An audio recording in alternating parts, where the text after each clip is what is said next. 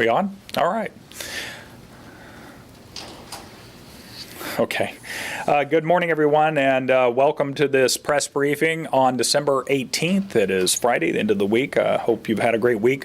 My name is Fields Mosley. I'm the Communications Director for Maricopa County. I'm also the Lead Public Information Officer for the Joint Information Center as we deal with issues related to the pandemic and so on.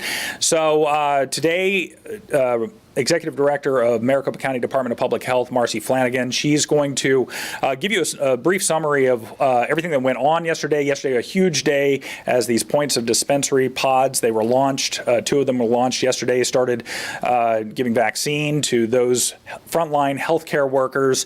And there's a lot to that process. It's been very busy. It's going to take a considerable amount of time to distribute the amount of vaccine that's coming into the state. And that's going to be an ongoing process for not just days and weeks, it'll be months. And of course, eventually it will hit the general population in phase 3. So with that, we'll talk to Marcy here in a second and hear from her. I also have Robert Rowley, the Director of Emergency Management and a member of the Unified Command or leader of the Unified Command with us as well. And we'll hear from him if you have questions for him.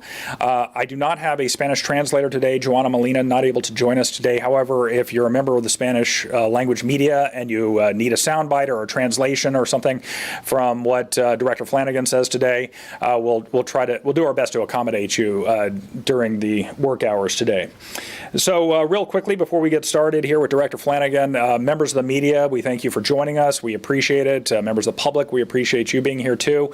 If you're a member of the media and you're on the GoToWebinar and you have a question, remember you have to virtually raise your hand so we can see that you have a question.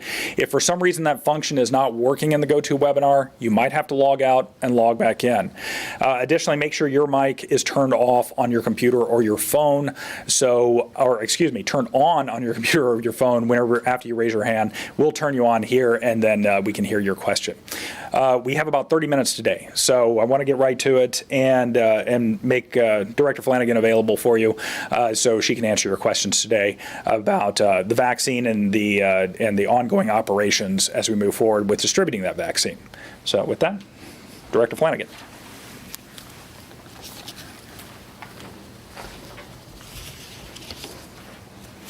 Good morning. We are so proud of the successful launch of our pods or point of dispensing sites that opened yesterday, and we could not have asked for them to go as more smoothly than they did. It's a testament to the work of our partners, our staff, our volunteers, and all the work that we put into normal times and how it really pays off when we need it. We started out the 2 locations with less than full capacity so that we could make sure that the system worked as intended. We are now ramping up additional appointments per day at those locations and 3 more pods that will be opening on Monday. Yesterday, between the central location hosted by Banner and the northeast location hosted by Honor, we administered just over 1,000 doses of vaccine to those at highest risk. We know that many people who have completed the pre-screening process are still waiting to schedule an appointment, and I want to thank each of you who have pre-screened for taking that step and for your patience while we send out appointment notifications. We know that it is taking time between when you completed that pre-screen and when you are receiving scheduled notification. This is intentional to ensure that you have a positive experience and that the process flows smoothly when you arrive. As we open up more locations and appointment slots, you will be able to reach out to more of you at a time to schedule your vaccine. With tens of thousands of people pre-screened, your specific notification time will depend on factors such as your risk of exposure, age, chronic conditions, occupation, work setting, location you are assigned, the amount of demand, and the appointment availability. So again, thank you for your patience while we work through this. I know it's been a tough year, and we are taking a few more days to make sure that we can have things go smoothly when it's your turn. And we have more good news. We have had already almost 200 volunteer hours contributed between training, prep work, and the actual pods yesterday. Moving forward, you can get updates on these volunteer hours, doses of vaccine given, and more at maricopa.gov/COVID-19 vaccine. Again, that's maricopa.gov/COVID-19 vaccine. We will update this website each morning with our progress. This is such a great team effort, and it has been a really emotional one. There were cheers and applause all around for each of the first vaccines yesterday. This is a little bit of hope, a start to the next stage, and we are one tiny step closer to life after COVID. Until we reach that point, thank you for all of the support to public health and for continuing to take precautions. This morning, we are reporting over 2,200 more people in Maricopa County with new COVID cases. We have a little light and a little hope ahead, but we have to keep our guard up until that light gets closer and brighter.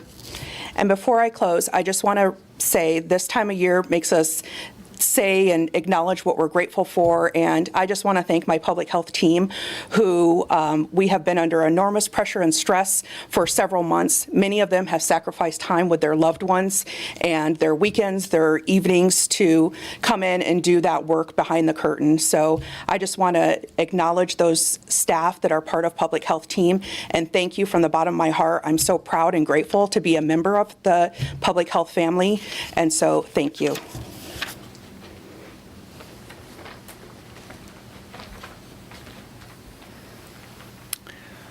Thank you, Marcy Flanagan. At this point, we'll open it up for questions, and we'll do our best to answer all your questions that you might have today. So we appreciate you being here. Ron, do we have anybody waiting on the line? Yes, good morning, Cameron. Or morning, Fields. Cameron Pullum is online, is ready. All right, Your mic is unmuted. Hi, guys. Thank you very much for taking questions, and we appreciate all of you guys over at Public Health and everything you do. We know you sacrificed a lot, and I can't imagine being in your situation through this, but thank you for everything you do. One of my questions is, were there any adverse effects reported from the vaccinations that took place in Maricopa County, minor or major? How many more will we receive? Can you take us through the next round of deliveries, what we're expecting to get delivered, what that will entail, Moderna, Pfizer, and if we're getting as many as we initially estimated. And then I also heard something regarding, a nurse posted a video online, and she's saying that there was a delay in Banner vaccinations due to something around insurance. Now, I know there's an executive order that this doesn't cost anything to anyone, but I just want to bring that up because the video is making the round, so I would like you guys to be able to clarify that.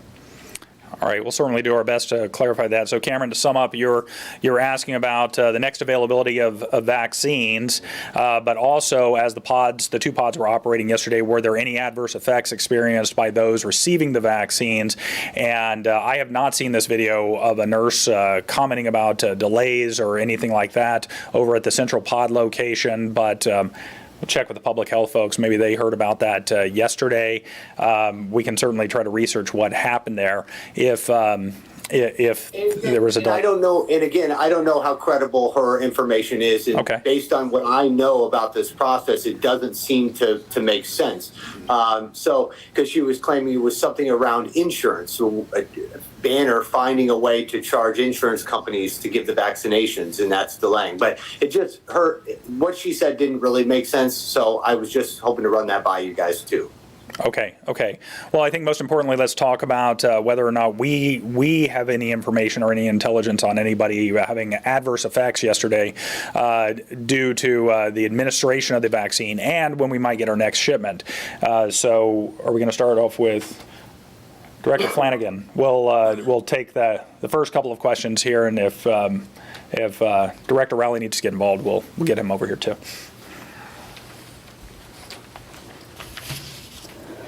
Thank you, Cameron. So today, so far, we have 1,144 individuals scheduled to receive their vaccine. That number, again, will continue to grow every day as we schedule more at the sites to reach their capacity. Neither site was operating at their full capacity yesterday, and obviously once the 3 additional pods open up on Monday, you'll see even more appointments go through each day.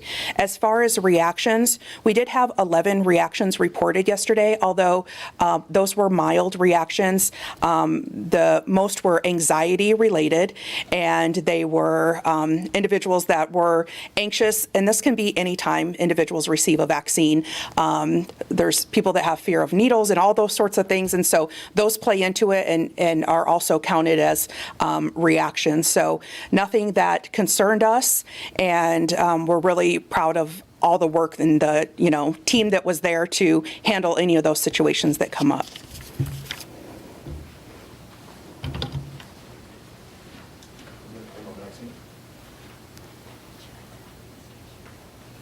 What are we expecting on that shipment? Do you know? Sorry. I forget all the questions. There was a lot packed in there. Sorry about that. So as far as the insurance goes, we know that there is not a cost for the vaccine itself. However, we are able to bill insurances for the administration fee. So the administration fee can go towards the staff that it takes to administer the vaccine, the prepping, the vaccine preppers. So all of that is kind of condensed into an administration fee, which is billable to insurance. And so we know that certain information was not able to be collected during the over-the-phone screening process. Some of that's done in person when they get there. So that could be some of the confusion that's happening. There will not be a bill for actually receiving the vaccine. It's just to be able to bill for the administration of the vaccine. And I already forgot the other one. We know we're getting our next shipment. Our next shipment. We have shipments arriving next week, and we hope from here moving forward we'll get daily shipments. We know that this week we received that initial shipment of just around 18,000. The following day, Tuesday, received about 23,000. We still, minus what we administered yesterday, have that vaccine in hand, and we should receive more next week. How much more we receive next week is going to be dependent upon whether Moderna actually receives the EUA. We saw yesterday that it kind of made it through another one of those processes. So as long as that EUA is actually finalized and issued by the FDA over the weekend, we will receive Moderna shipment as well. So all of that is depending on the EUA and then the final numbers that we get from ADHS letting us know how much vaccine will be arriving here.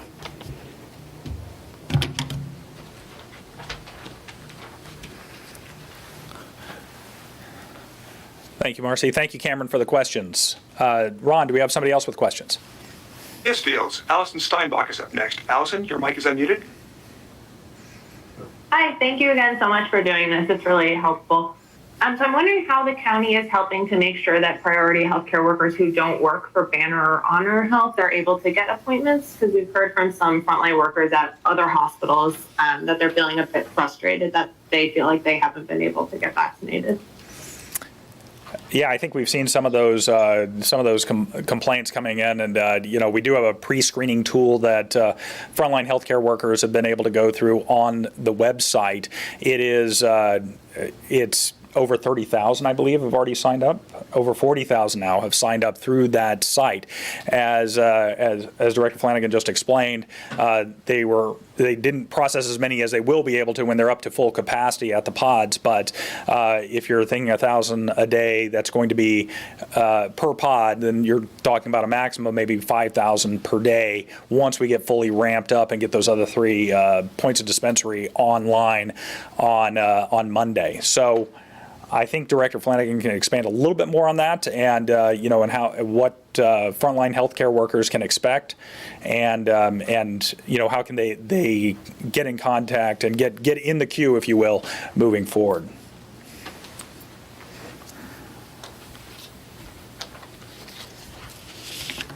Good morning, Allison. Thank you for that question. So we partnered with, outside of the hospitals, or in addition to the hospitals, we partnered with multiple physician associations, school nurse lists, EMS directors, and other partners to get that information out. But if there's someone that's watching or listening that still hasn't heard of how to go through their process, I would encourage them to visit the maricopa.gov/COVID-19 vaccine, and they'll find more information about how they can go through that pre-screening process to see if they fit in that phase 1A. Thank you, Ron. Director Flanagan, do you have anything else? Phase 1A. Okay. Phase 1A. Thank you, Ron.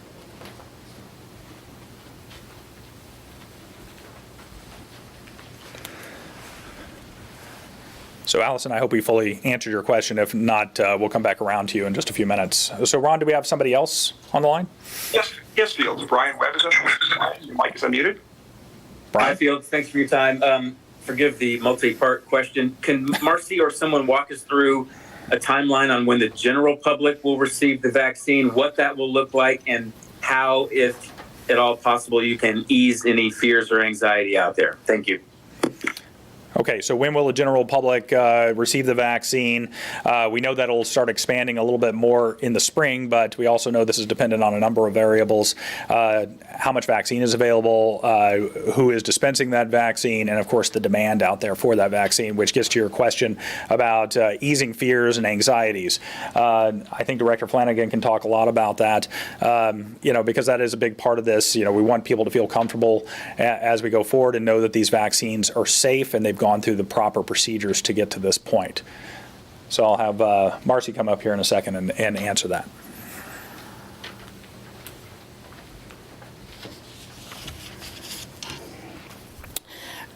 Just to go back to the last question and also mention that we did also send out through all of our serve alert, which thousands of individuals received that, and that notice also had information about the pre-screening tool.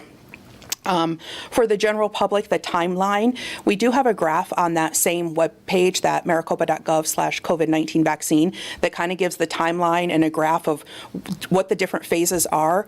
That general population, we're talking phase 3, is most likely going to happen in the spring to summer, early summer. Again, as Fields mentioned, a lot of that's going to depend on how much vaccine becomes available. If more pharmaceuticals get approved, receive authorization from the FDA, obviously that might speed up that timeline or make it get here a little quicker. And what that's going to look like when that happens is that it'll be similar to the availability of a flu shot. You should be able to go to pharmacists, your primary care provider, outpatient facilities, all the places you would normally think of that you could get a flu shot. That's where, once we get to that phase, that's what vaccine availability should look like. As far as easing the fears and anxiety, I think all of us, before the vaccine arrived and before we all got to see all of the science and trial data and information, there was some anxiety and a little apprehension, even among populations that we would typically think would be really excited for a vaccine. Some of our frontline healthcare workers, public health staff, EMS. And I think that as the data was released and as these organizations that really have experts in the field review the safety of the vaccine, I think that can, reduce that anxiety. And as we have more and more individuals that are eligible to receive the vaccine and receive that vaccine and say, hey, this is how it went for me. I feel great. I feel protected. Maybe a day or two of soreness or tiredness, fatigue, low-grade fever, any of those things, but I feel great. I think as more and more of those stories we can share here locally and that individuals get to know someone that's kind of within their not too many degrees of separation that they know within their circle that received the vaccine, I think the confidence will grow and build, and that's what we're really hoping for. You're also going to see a campaign come out from the state and here locally that will start pushing it out about vaccine safety and, why you can be confident in receiving the vaccine. And so all of that is coming, but I think it was really important here in Arizona. We wanted to be able to have a local story and individuals locally who have received the vaccine and kind of share their experience. So there will certainly be more and more of that in the coming weeks. Thank you.